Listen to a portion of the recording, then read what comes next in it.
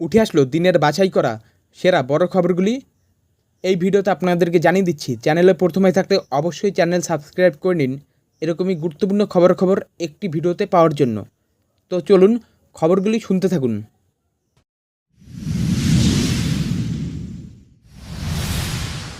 বাংলাদেশ কোটা আন্দোলনে মোদিকে অপমান, ভারত বিরোধী স্লোগান, হাই কমিশনে নালিশ ঠুকলেন শুভেন্দু। বাংলাদেশের কোটা সংস্কার আন্দোলনে অপমান করা হয়েছে ভারতের প্রধানমন্ত্রী নরেন্দ্র মোদীকে। এমনই অভিযোগ নিয়ে বাংলাদেশ হাই কমিশনারের দ্বারস্থ হলেন বিরোধী দলনেতা শুভেন্দু অধিকারী। এই দিন তিনি হাই কমিশনে কিছু ভিডিও পেশ করেছেন, যাতে দেখা যাচ্ছে লাগাতার ভারত বিরোধী স্লোগান উঠছে বাংলাদেশে, নাম উঠছে মোদিরও। এই ভিডিও দেখে হাই কমিশনকে দ্রুত পদক্ষেপ করার আবেদন করেছেন শুভেন্দু। সোমবার বিকেলে কলকাতায় বাংলাদেশ হাই কমিশনারের সঙ্গে দেখা করতে যান শুভেন্দু অধিকারী। তার সঙ্গে ছিল বিজেপির প্রতিনিধি দল। হাই কমিশনে ঢোকার আগে তাঁদের পুলিশি বাধার মুখে পড়তে হয় বলে অভিযোগ। বিজেপির তরফে দাবি করা হয়েছে এদিনের কর্মসূচির জন্য আগে থেকে অনুমতি নেওয়া ছিল, তা সত্ত্বেও রাজ্য পুলিশ তাঁদের বাধা দেয়। জানা গেছে বেশ কিছুক্ষণ পুলিশের সঙ্গে তরজা চলার পরে হাই কমিশনের ভিতরে প্রবেশ করেন তাঁরা। কমিশনারের সঙ্গে দেখা করার পর শুভেন্দু অধিকারী বলেন, গত শনিবার আমরা হাই কমিশনারের কাছে আসার কথা জানিয়েছি, লিখিত অনুমতিও আছে, তাও দিনের পর দিন মমতা বন্দ্যোপাধ্যায়ের পুলিশ অসভ্যতা করছে, এটা মেনে নেওয়া হবে না। প্রসঙ্গত, বাংলাদেশে ওঠা ভারত বিরোধী স্লোগানের কপি ও ভিডিও এদিন বাংলাদেশ হাই কমিশনারের হাতে তুলে দেন শুভেন্দু অধিকারী। এই নিয়ে তিনি বলেন, আমাদের বাংলাদেশের ভিতরের বিষয় নিয়ে মাথা ব্যথা নেই। আমরা তো আর মমতা বন্দ্যোপাধ্যায় নই যে রোহিঙ্গাদের সিএএ নিয়েও আপত্তি করে, বলে তাদের জন্য দরজা খোলা। ভারত আমাদের মা, তাই ভারত বিরোধী স্লোগান নিয়ে আমরা প্রতিবাদ জানিয়েছি। দেশের প্রধানমন্ত্রীর অপমানও আমরা বরদাস্ত করব না।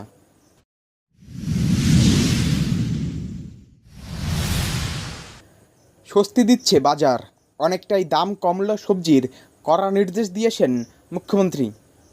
সবজির দাম বৃদ্ধি ইস্যুতে ক্ষোভ প্রকাশ করেছিলেন খোদ মুখ্যমন্ত্রী মমতা বন্দ্যোপাধ্যায়। পরিস্থিতি যাতে দ্রুত নিয়ন্ত্রণ আসে তার জন্য পুলিশকে কড়া নজরদারির নির্দেশও দিয়েছিলেন। গত 9ই জুলাই নবান্ন থেকে বৈঠক করে স্পষ্ট বলেছিলেন 10 দিনের মধ্যে সবজির দাম কমাতে হবে। সেই নির্দেশের প্রভাব বাজারে পড়েছে।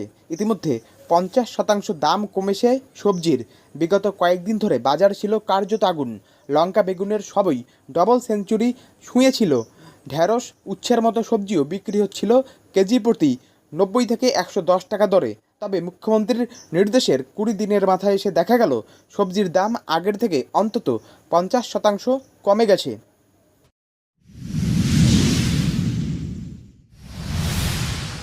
আসুক বাংলা ভাগ করতে, দেখি কার কত ক্ষমতা, বিস্ফোরক মমতা বন্দ্যোপাধ্যায়। বিজেপির বিরুদ্ধে আবার বাংলা ভাগ করার চক্রান্তের অভিযোগ উঠেছে। তৃণমূল কংগ্রেস ইতিমধ্যেই এই ইস্যুতে সরব হয়েছে। এবার এই প্রসঙ্গে সোমবার বিধানসভায় ক্ষোভ উগরে দিলেন মুখ্যমন্ত্রী মমতা বন্দ্যোপাধ্যায়। বললেন, কেউ আসুক বাংলা ভাগ করতে, দেখা যাবে কার কত দম। সম্প্রতি উত্তরবঙ্গের 8 জেলাকে উত্তর পূর্বের সঙ্গে যুক্ত করার দাবি তুলেছেন বিজেপি সাংসদ সুকান্ত মজুমদার। অন্যদিকে বিজেপি সাংসদ নিশিকান্ত দুবে বাংলার 2 জেলা মালদহ এবং মুর্শিদাবাদ সহ ঝাড়খণ্ড এবং বিহারের কয়েকটি জেলা নিয়ে কেন্দ্রশাসিত অঞ্চল গঠনের ডাক দিয়েছেন। 2 সাংসদের এই দাবি নিয়ে আবার তোলপাড় শুরু হয়েছে। মুখ্যমন্ত্রী এ বিষয়ে বিধানসভায় বলেছেন, গণতন্ত্রে জনতাই শেষ কথা। যেসব বিধায়করা বাংলা ভাগ করার কথা বলছে বা বলবে তারা বিধানসভায় আসুক, কার কত ক্ষমতা দেখা যাবে। মমতার কথায়, আগে আমি এসব দেখিনি, এই বিজেপি সরকার আসার পরই এটা দেখছি। নির্বাচন আসলেই শুধু বিভাজনের প্রশ্ন, ভোট এলেই বিজেপি বাংলা ভাগ করার কথা বলে। গোর্খাদের, জনজাতিদের আলাদা করে দিতে চায় তারা, এমনকি তপশিলি মতুয়াদের আলাদা করার ভাবনাও নেয় তারা। কিন্তু বাংলায় কোনো ভাগাভাগির প্রশ্ন নেই, স্পষ্ট করে দিয়েছেন মুখ্যমন্ত্রী।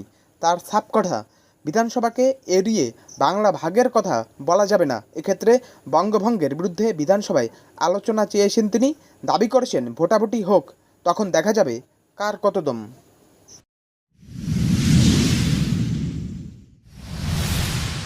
নীতি আয়োগের বৈঠকে মমতার মাইক বন্ধ, পরিকল্পিত অপদস্থ করার বিশেষ প্রস্তাব রাজ্য বিধানসভায়।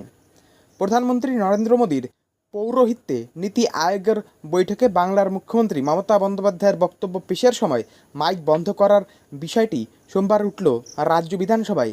এদিন সকালে রাজ্যের প্রবীণ মন্ত্রী মানস ভূঁইয়া একটি বিশেষ প্রস্তাব আনেন। সেখানে তিনি মাইক বন্ধ করার বিষয়টি নিয়ে আলোচনার দাবি জানালে স্পিকার বিমান বন্দ্যোপাধ্যায় তাতে অনুমোদন দেন। বিশেষ প্রস্তাবে বলা হয়েছে, নীতি আয়োগের বৈঠকে যা হয়েছে তা মুখ্যমন্ত্রী মমতা বন্দ্যোপাধ্যায়ের বিরুদ্ধে পরিকল্পিতভাবে হেনস্থা, যার ফলে তাকে বৈঠক ছেড়ে বেরিয়ে আসতে বাধ্য করা হয়েছে।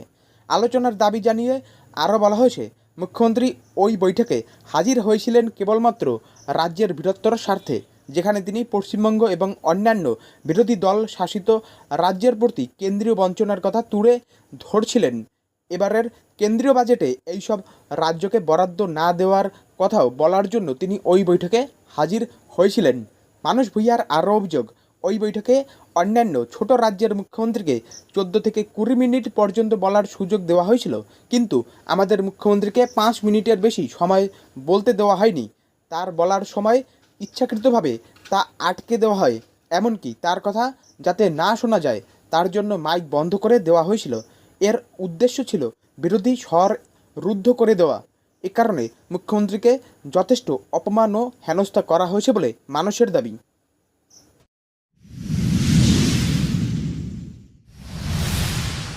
মহাভারতের চক্রব্যূহের মতো ভারতে পদ্মব্যূহ গড়েছেন মোদী।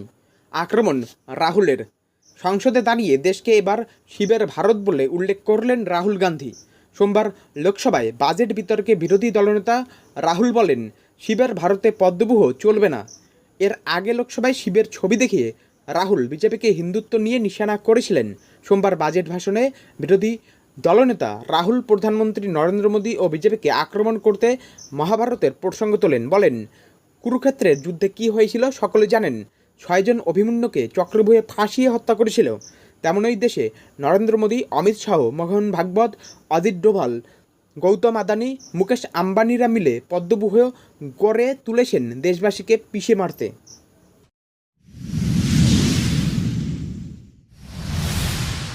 মোদী আপাতত যোগীর পাশে, বিভেদ ভুলে মুখ্যমন্ত্রীর পাশে 2 উপমুখ্যমন্ত্রী।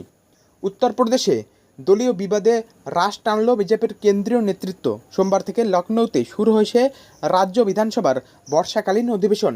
তার আগে মুখ্যমন্ত্রী যোগী আদিত্যনাথের সঙ্গে দীর্ঘ বৈঠক করেন 2 উপমুখ্যমন্ত্রী কেশব প্রসাদ মৌর্য এবং ব্রিজেশ পাঠক। এর আগে 2 উপমুখ্যমন্ত্রী মন্ত্রিসভার 2 বৈঠক বয়কট করেন। মুখ দেখাদেখি বন্ধ ছিল তাদের। লোকসভা ভোটে রাজ্যে বিজেপির আসন কমে অর্ধেক হয়ে যাওয়ায় দায় 2 উপমুখ্যমন্ত্রী নাম না করে যোগীর উপর চাপিয়ে দেন। যোগীর গদি যেতে পারে এমন আলোচনাও শুরু হয়ে যায় দলে। রাজ্যের আরএসএস নেতৃত্ব গোলমাল থামাতে ব্যর্থ হয়। যোগীকে না সরাতে দিল্লিতে গিয়ে পদত্যাগের হুঁশিয়ারি দেন 2 উপমুখ্যমন্ত্রী।